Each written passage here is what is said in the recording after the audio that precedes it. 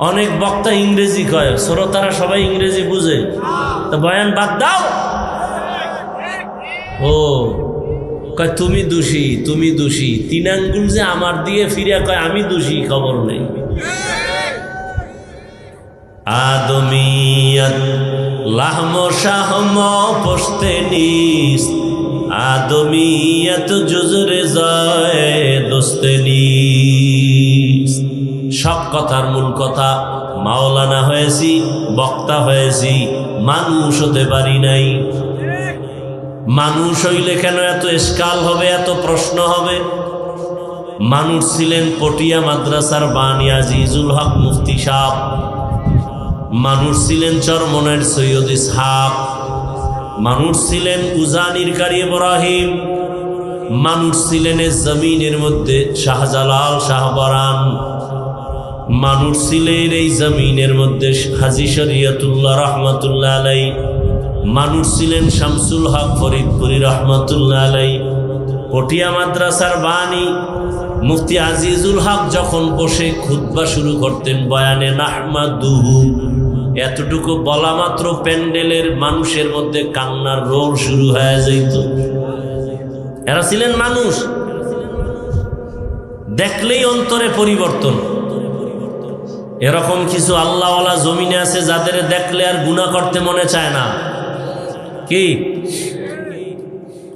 আবার এমনও কিছু আল্লাহওয়ালা আমগো দেশে আছে, শুধু অলি না, অলিকুল শিরোমণি, প্রস্রাব করে লয় না পানি। এরা আবার সাইনবোর্ড লাগায় মুজাদ্দিদে জামান, আন্তর্জাতিক বেঈমান। এগো দরবারে গেলে এগো দেখলে বিড়ি খোরের মন চায় গাঞ্জা ধরি, কি? কারণ পীরেরও দাড়ি নাই, মুরিদেরও দাড়ি নাই। আবার এমনও আল্লাহওয়ালা আছে যাদের চেহারা দেখলে মনে হয় আর জীবনে বিড়ি টানবো না, এমন নাই? আউলিয়ারা কারে উকবা ইখতিয়ার, জাহেলারা কারে দুনিয়া ইখতিয়ার। মাইলে মোমেন সোয়ে মোমেন মিশাওয়াত, মাইলে কাফের সোয়ে কাফের মিশাওয়াত। আল্লাহ তাআলা বলেন, আল্লাহর নিষিদ্ধ জিনিস থেকে নিজেকে বাঁচাও। এই ওয়াজ করার উদ্দেশ্য কি? এই যে আপনারা ওয়াজ মাহফিল দিচ্ছেন, আসল উদ্দেশ্য হওয়া উচিত কি? আর আপনাদের উদ্দেশ্য কি? কমিটি ওয়াজ দিছে 13তম, কয় বছর? 26তম, তম হইতেছে, কিন্তু কমিটির দাড়ি নাই। কিও দাড়ি নাই কেন? কয় ওয়াজ তো পাবলিকের জন্য, আমগো জন্য নি, আমরা তো পাবলিকের হেদায়েতের জন্য ওয়াজ দেই, আমগো কমিটির হেদায়েতের জন্য ওয়াজ দেই না। এজন্য দেখেন না, জুমার বয়ান শুইনা মসজিদে মুসল্লির জায়গা হয় না, কত লোক নামাজ ধইরা ফেলছে, কিন্তু কমিটির দায়িত্বরা ইমাম সাহেবের সামনে বইয়া কথা কয়, বয়ান শুনে না, সুন্নত পড়ে না। আছে না নাই? কয় ইমাম সাহেবের বয়ান তো মুসল্লিদের জন্য, আমরা কি মুসল্লি নি? আমরা তো নেতা, আমগো কথায় পুরা ইমাম চলতে বাধ্য, আমাদের কথায় মসজিদ চলবে, মুসল্লিরা চলবে। আছে না নাই? উদ্দেশ্য হওয়া উচিত কি? প্রত্যেকটা ওয়াজের উদ্দেশ্য হবে বান্দার সাথে আল্লাহর সম্পর্ক গভীর করে দেওয়া, তাআল্লুক মা আল্লাহ। কেন আল্লাহ দুনিয়ায় পাঠাইলেন? কেন আসলাম? আবার এই দুনিয়া ছেড়ে কোথায় যাব? কি কাজের জন্য আল্লাহ পাঠাইছে? এই চিন্তা করা লাগবে। অনর্থক আমার আল্লাহ একটা গাছও বানান নাই, আসমানের সূর্যটাও আল্লাহ অনর্থক বানান নাই, পিপিলিকা আল্লাহ অনর্থক বানান নাই, মশা আল্লাহ অনর্থক সৃষ্টি করেন নাই। আল্লাহ তাআলা মানুষটাকে কেন অনর্থক বানাবেন? বড় আল্লাহ বলেন, নবীজির হাদিস, ক্বালা রাসূলুল্লাহ মাস আউদে রাগার বুনা বাশুদ হি জামাস। দুনিয়াতে আল্লাহ মানুষ বানাবার একটাই কারণ, সূর্য তোমার গোলামি করবে হে মানুষ,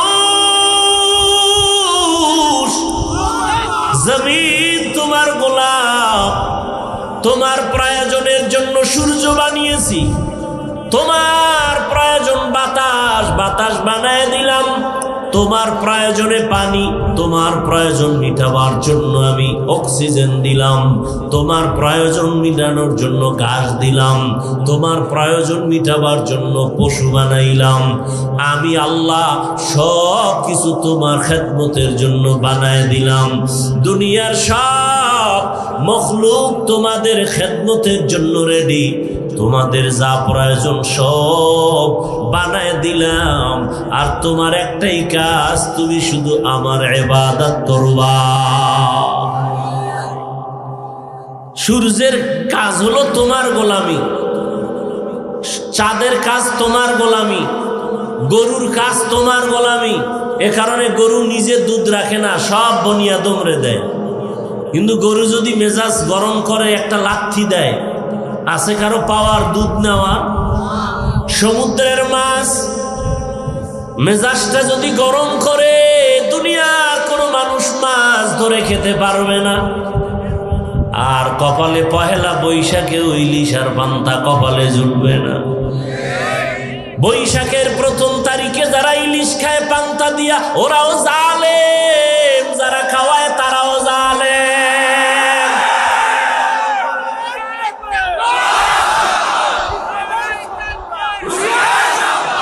ভাইরা আমার, ইলিশ পান্তা আজকে খাও, নিষেধ আছে? পহেলা বৈশাখ খাইতেই হবে, এটা গুনাহ। তো কেমনে খায়?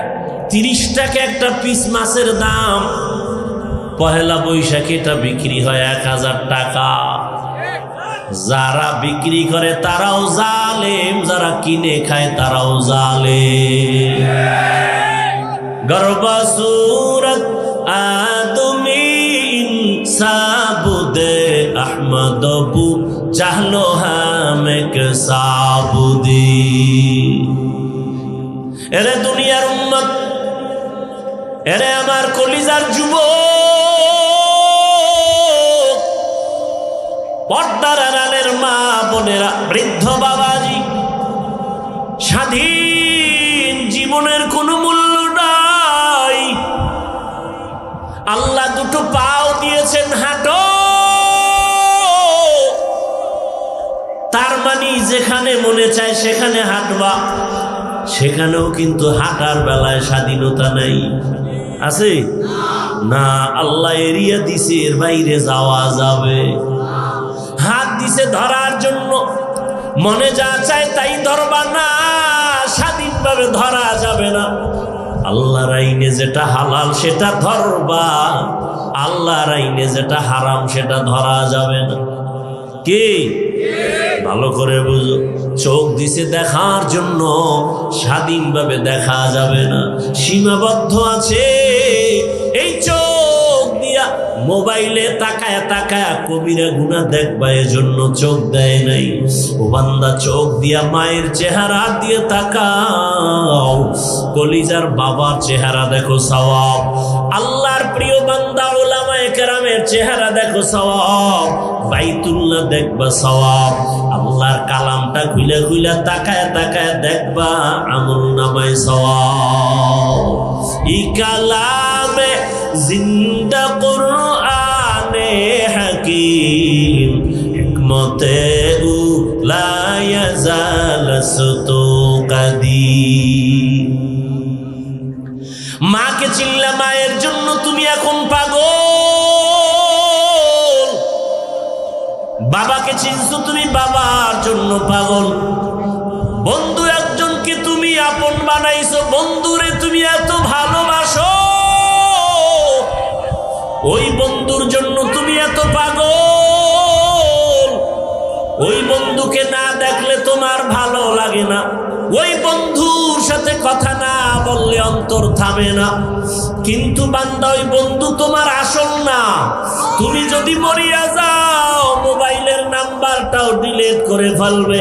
কিন্তু তুমি চিন্তা করে দেখছো, মাকে তুমি আপন মনে করছো, মাও আপন না। এই দুনিয়ায় কত মা তার সন্তানের জবাই করে দেয়। বাবারে আপন মনে করছো, বাবা আপন না। এই জমিনে বাবা সন্তানের জবাই করে দেয়, আসেনি? বাংলাদেশের ঘটনা, কত বাবা তার আপন মেয়েটাকে হোটেলের মধ্যে নিয়ে বলে, আজকের রাতের জন্য তুই আমার কাছে মেয়ে না, স্ত্রীর সমান।